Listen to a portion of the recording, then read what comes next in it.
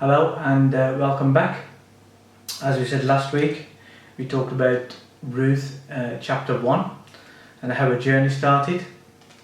And we finished off chapter 1 whereby she was arriving in Bethlehem as the barley harvest was beginning. Okay, now so we're going on to chapter 2.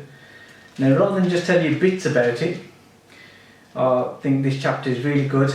It'd be good to share the whole chapter with you, so I'm going to read it out to you. Okay? So, now Naomi had a relative on her husband's side from the clan of Elimelech, a man of standing whose name was Boaz. And Ruth from Moab said to Naomi, "Let me go to the fields and pick up the leftover grain behind anyone whose eyes I find favour." Naomi said to her, "Go ahead, my daughter." So she went out and began to glean in the fields behind the harvesters. As it turned out, she found herself working in a field belonging to Boaz, who was from the clan of Elimelech. Just then Boaz arrived from Bethlehem and greeted the harvesters. "The Lord be with you." "The Lord bless you," they called back. Boaz asked the foreman of his harvesters, "Whose young woman is that?" The foreman replied, "She is the Moabitess who came from Moab with Naomi." She said, "Please let me glean and gather among the sheaves behind the harvesters." She went into the field and has worked steadily from morning till now, except for a short rest in the shelter. So Boaz says to Ruth, "My daughter, listen to me. Don't go and glean in another field, and don't go away from here. Watch the field where the men are harvesting and follow along after the girls. I have told the men not to touch you, and whenever you are thirsty, go and have a drink from the water jars the men have filled." At this she bowed down with her face to the ground. She exclaimed, "Why have I found such favour in your eyes that you notice me, a foreigner?" Boaz replied, "I've been told all about what you have done for your mother-in-law since the death of your husband. How you left your father and mother and your homeland and came to live with a people you did not know before. May the Lord repay you for what you have done. May you richly rewarded by the Lord, the God of Israel, under whose wings you have come to take refuge. May I continue to find favour in your eyes, my Lord," she said.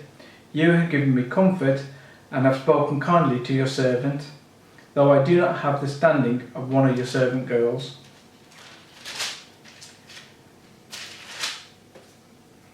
At mealtime Boaz says to her, "Come over here, have some bread and dip it in the wine vinegar." When she sat down with the harvesters, he offered her some roasted grain. She ate all she wanted and had some left over. As she got up to glean, Boaz gave her orders to his men. "Even if she gathers among the sheaves, don't embarrass her. Rather, pull out some stalks for her from the bundles and leave them for her to pick up, and don't rebuke her." So Ruth gleaned in the field until evening. Then she threshed the barley she had gathered, and it amounted to about an ephah. She carried it back to town, and her mother-in-law saw how much she had gathered. Ruth also brought out and gave her what she had left over after she had eaten enough. Now her mother-in-law asked her, "Where did you glean today? Where did you work? Blessed be the man who took notice of you." Then Ruth told her mother-in-law about the one at whose place she had been working. "The name of the man I worked with today is Boaz," she said. "The Lord bless him," Naomi said to her daughter-in-law. "He has not stopped showing his kindness to the living and the dead," she added. "That man is our close relative. He is one of our kinsman redeemers." Then Ruth said, "He even said to me, 'Stay with my workers until they have finished harvesting all my grain.'" Naomi said to Ruth, her daughter-in-law, "It will be good for you, my daughter, to go with these girls, because in someone else's field you might be harmed." So Ruth stayed close to the servant girls of Boaz to glean until the barley and wheat harvests were finished, and she continued to live with her mother-in-law. So a couple of verses that really stood out for me really displayed Ruth's character. Now, she said to Naomi, "Let me go to the field and pick up the leftover grain behind anyone whose eyes I find favouring."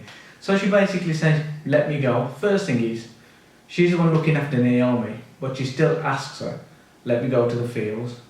Now, if I just quickly explain, gleaning is basically, you just got to go through what the workers have dropped and left over on the floor. So you have to go through that and pick out the best bits. So it's a job for, lowly servant girls. But it's just the fact that Ruth, she's come from another land, another town, and she's a foreigner in that town, and she's a young woman alone, and she's still vulnerable, but she's prepared to go in the harvest fields, okay, in order to gain work, in order to look after Naomi. That just shows that she's willing to do anything to support Naomi, which is just a strong character, and it's a good one to have. And as we go through, so basically she works through gleaning in the fields, and just as she's doing that, Boaz arrived. Now Boaz is the one who owned the field, and he's known as a kinsman redeemer. So that is someone whose responsibility is to look after the poor and the needy. So he turns up and says to his foreman, "Who is this? Who is this?" Let's just read it back. "Whose young woman is that?" So he actually spots Ruth working in the fields and says to his foreman, "Who is that?" The foreman explains that she was widowed and she's left everything behind to come back with Naomi. And I think what amazes me about this is, I think the foreman, he doesn't just say it really quietly or downplays it. I actually think the foreman saying, "Yeah, it's Ruth. Ruth, she's given up everything. She's given up everything to come support Naomi." Now, wow, Boaz was obviously impressed by this. And he basically said, "You can work in my field. Don't go and work in all the other fields. Work in my field. I've told my men they'll look after you." He told his men not to mess her about or embarrass her or anything like that. So basically, she was stood in good standing to Boaz because he was impressed. Now Ruth is thinking, I'm a poor woman. I don't have anything. I'm a servant. So she asked Boaz, why are you showing me favour? What have I done? Boaz replies, "I've been told all about you, what you've done in your motherland. What you've done, you've left everything behind." So he's impressed by that. Now he actually gives her a blessing. He says to her, "May the Lord repay you for what you've done. May you be richly rewarded by the Lord, under whose wings you have come to take refuge." They've got similar characteristics if you think about it. Because when he first came and saw Ruth, this is how he greeted his workers. "May the Lord be with you." And they replied back to him, "May the Lord bless you." So it tells you a little bit about Boaz as well at the same time, that he's a godly man. So he gives her a blessing, and he basically says to her, "Okay, you can carry on working in my field." She carries on doing that, and he says to her basically, you can eat and drink with my workers, eat as much as you want. And he tells his men as well, pretty much drop extra stuff on the floor so she can look through. So there's a lot for her to do, and she can gain a lot of work from that. So he instructs his men because he's that impressed with Ruth and what she's done. So she works all day. Again, it tells you what sort of character she has. She's a hard worker, and when she finishes, and she's had some food left over, she goes back to Naomi and explains to her that I bought you some food, leftover food, for Naomi, so she doesn't go without. And Naomi's inquiring as to what she did. He says, where did you glean today? And Ruth told her, oh, it was Boaz. And again, I would imagine Ruth didn't just say that. She probably says, it was ever so weird. You know, I'm just a servant girl, and he let me work in his field. He let me eat and drink with his fellow workers. He really looked after me. And so Naomi at this point is quite impressed with that. And she actually says, blessed be the man who took notice of you. So that tells me Naomi, who lost a bit of faith when she came back to this town, she lost a bit of faith because she lost her husband and her 2 sons. I think her faith is being restored through Ruth, which is absolutely amazing.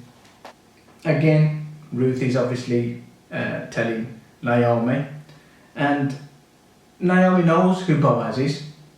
She knows he's the man who's got the responsibility of looking after everybody. So, if you do good things, if you look after people that are needy, and you show kindness, you don't do it because you want to be noticed, but you do it because it's the right thing. And it's passionate, you're passionate about it, and you think it's your job to look after these people. It shows that, in Ruth's case, kindness is being repaid with kindness.